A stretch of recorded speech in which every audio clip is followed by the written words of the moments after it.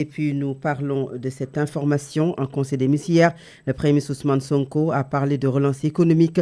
Il a annoncé 14 mesures pour la Sonacos. Le général de la Société nationale de commercialisation des oléagineux du Sénégal, Sonacos, et la Jindan Diagne a exprimé son optimisme, affirmant que d'ici le mois de novembre, la campagne s'annonce prometteuse et pourrait être bien meilleure que celle de l'année dernière, suivant le compte rendu de Sira Béatrice Ndione. La relance économique passe par les secteurs en difficulté, parmi lesquels figure la Sonacos. Le directeur général de cette structure, El Hadj Ndane Diagne, est revenu sur les orientations données par le Premier ministre lors du dernier conseil. Les principales orientations fixées par le Premier ministre lors du conseil interministériel concernant la relance de la Sonacos consistent en 14 mesures que le Premier ministre a prises et qui garantiront, si elles ont été effectuées comme prévu, la relance définitive de la Sonacos et le redressement définitif de la société. Selon lui, la Sonacos pourrait enregistrer des résultats significatifs si les 14 mesures annoncées sont appliquées comme prévu. Les résultats de la Sonacos actuellement dans le cadre de la relance sont exactement comme prévu dans le budget en début d'année. Donc la société est dans une phase de redressement et d'une phase de relance. Nous sommes assez confiants de l'évolution jusque-là et avec les 14 mesures qui ont été prises, si elles sont exécutées, ça nous donne beaucoup plus de confiance pour affronter aussi l'exercice 2026 et les suivants. En pleine phase de préparation de la campagne agricole, le directeur général a indiqué que des visites de terrain sont actuellement en cours afin de suivre de près l'évolution des cultures et des récoltes. En plus bref, les saisies de drogue s'enchaînent. La douane a mis la main sur 240 plaquettes de cocaïne d'une contre-valeur de 21 milliards 780 millions de francs CFA. Et c'est cette brève qui met un terme à la première partie de cette édition. La seconde partie, c'est la page internationale, le sport et la revue de la presse. À présent, l'Inter. Actualité internationale. Que nous démarrons en République démocratique du Congo. La pétition lancée par des députés contre plusieurs membres du bureau de l'Assemblée nationale a été jugée recevable lors d'une session en plénière ce 17 septembre 2025.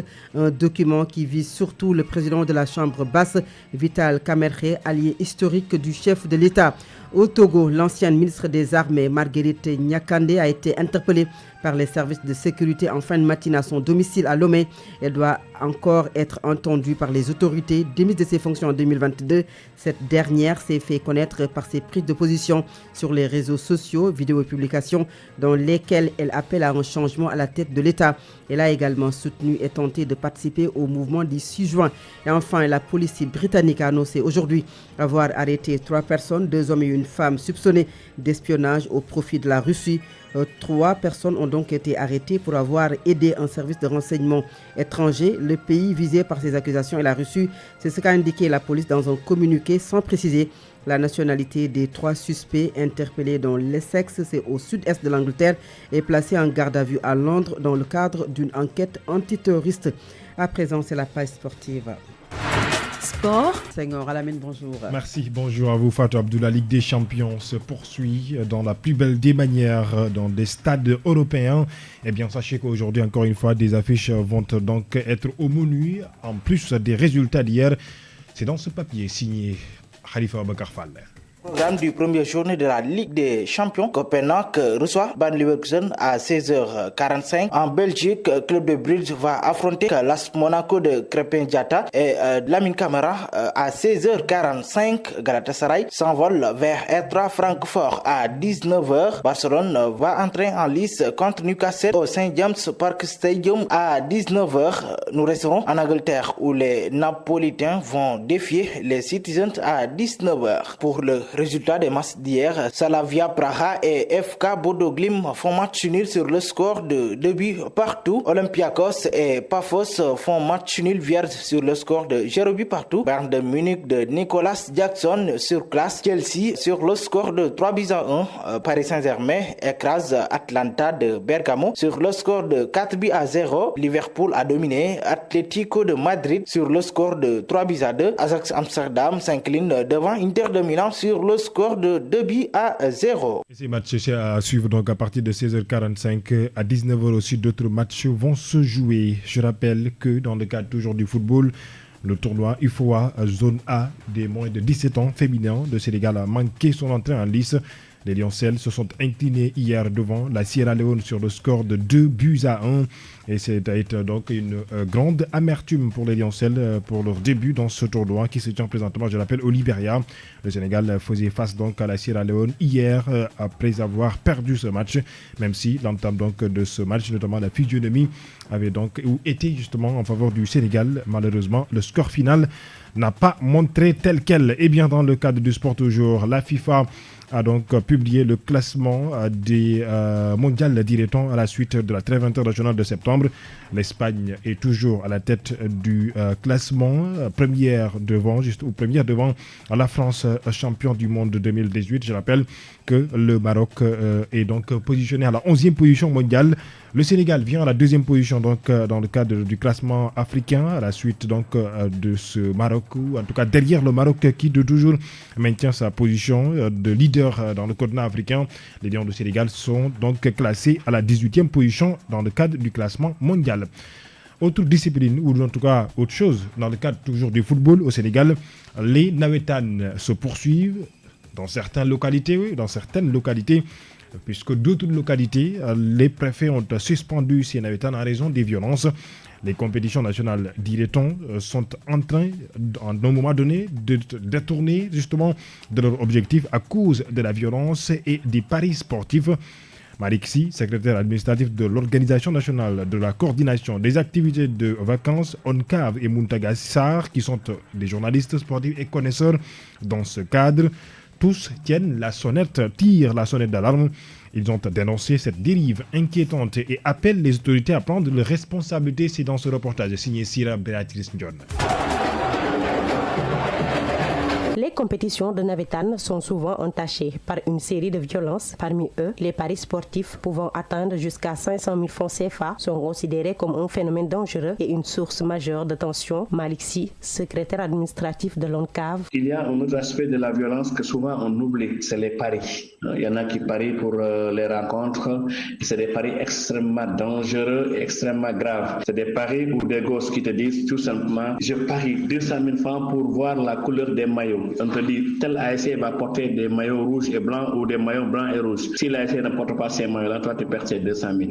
Il y en a qui te parient jusqu'à 300, 500 000 pour des victoires. Dans le même sens, Mountaga Amadou Sarr, journaliste sportif, met en cause les parieurs, mais aussi l'aspect mystique. Ça peut être un mauvais arbitrage, ça peut être également ce que l'on appelle les ronds, ça peut être également les policiers. Mais ce qu'on remarque de plus en plus, ce sont les paris que certains jeunes font à l'occasion des matchs de football. Ça veut dire qu'ils parient des sommes énormes pour dire que c'est cette équipe ou telle équipe qui va marquer le premier but, c'est telle équipe qui va avoir première touche, c'est cette équipe qui va avoir un premier corner. Alors, il y a des mauvais perdants. Quand ils savent qu'ils risquent de perdre leur argent, ils ont des gangs qu'ils font descendre ou bien qui jettent des pierres. Alors, le match est interrompu. Entre saccage de biens privés, blessés et parfois même des morts, cette compétition, censée être un espace d'expression sportive et de rassemblement pour la jeunesse, semble s'éloigner de ses objectifs. Pourtant, le chef de l'État avait instruit le ministre des Sports de lancer des concertations avec toutes les parties prenantes dans l'objectif de mieux encadrer le calendrier des compétitions. Nawetan. Voilà, c'est la fin de cette page sportive. Fatou Abdoulaye. Merci beaucoup Alamine Senghor. Et le dernier point de cette édition, c'est la revue de la presse. Africa 7.90.7. La revue de presse.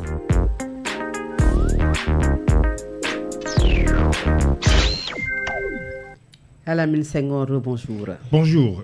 Plan de résilience économique et sociale. Diomaye et Sonko accélèrent la cadence au nouveau gouvernement. Hier, mercredi, à l'occasion du Conseil des ministres au palais présidentiel, le chef de l'État et son premier ministre ont donné de nouvelles orientations aux membres du gouvernement.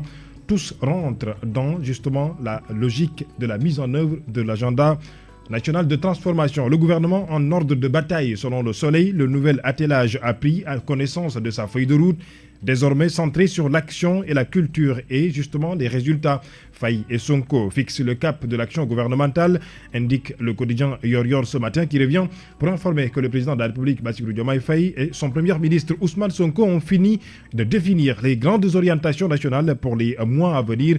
Leurs feuilles de route mettent l'accent sur la transformation économique durable, la modernisation des infrastructures, le renforcement des secteurs stratégiques, la promotion de l'innovation et la création d'emplois, tout en visant une gouvernance plus efficace et une compétitivité accrue sur la scène régionale et même internationale. Ousmane Sonko invite ses commandes du gouvernement à la discipline, nous dit le quotidien Les Échos, qui revient pour dire Ousmane Sonko intransigeant avec ses ministres.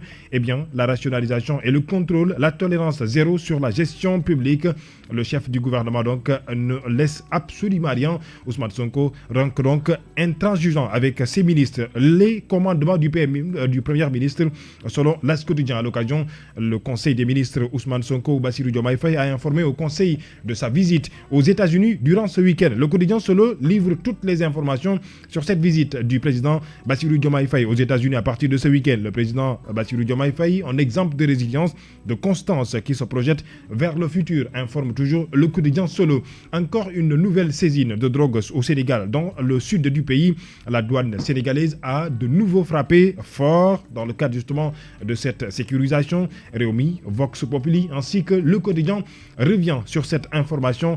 Le quotidien Réumi Quotidien parle de 240 plaques de cocaïne d'une contre-valeur de 21 milliards de francs CFA saisis, mais aussi le quotidien revient sur l'immigration irrégulière avec les 19 suspects sénégalais qui sont en détention provisoire à la suite donc d'un voyage en pleine mer en Espagne.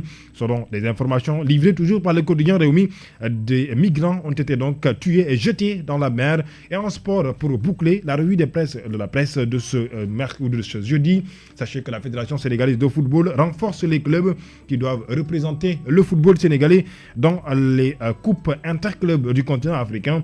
Le Jaraaf et Génération Foot reçoivent chacun 25 millions de francs CFA. À vos journaux et bonne lecture.